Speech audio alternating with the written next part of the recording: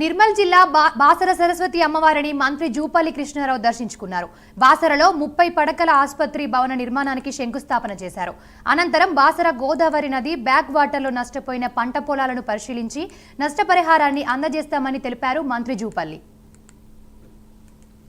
ప్రాంతాల్లో ఉండేటువంటి పేద ప్రజల ఆరోగ్యం కాపాడడం కోసం ఇక్కడ ఒక 30 పడకల ఆసుపత్రి కావాలని ఈ ప్రాంతీయంగా ఉన్నటువంటి ప్రజాప్రతినిధులు కోరినప్పుడు, గౌరవ మిత్రులందరూ కోరినప్పుడు గౌరవ ముఖ్యమంత్రి గారు 5,75,00,000తోటి 30 పడకల హాస్పిటల్ మంజూరు చేయడం జరిగింది.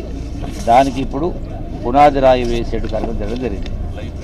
రెండవది, ఈ రోజున ఇక్కడికి వచ్చిన ప్రధాన ఉద్దేశం ఒకటి, బాసర సరస్వతి అమ్మవారి దర్శనంతో పాటుగా బాసర దేవాలయ అభివృద్ధి కోసం ఒకటి, రెండవది పునాది రాయి, మూడవది ఈ మధ్యలో కురిచినటువంటి భారీ వర్షాల వల్ల ఏదైతే పంటలకు నష్టం జరగడం కావచ్చు, రోడ్లు వంతెనలు తెగిపోయినవి కావచ్చు, అట్లాగే మనుషులు కొట్టుకుపోయి ఏమైనా ప్రాణాలు పోయినటువంటి వాళ్ళు కావచ్చు, ఇట్లా రకరకాల ఈ భారీ వర్షాల వల్ల ఇబ్బంది జరిగినాయో వాటిని గ్రౌండ్లో పరిశీలన చేసి ప్రభుత్వానికి సరి అయినటువంటి నివేదిక అందే విధంగా అధికారులను ఆదేశిస్తూ ప్రజలకు న్యాయం చేసే పద్ధతిలో నష్టపోకుండా ఉండేది.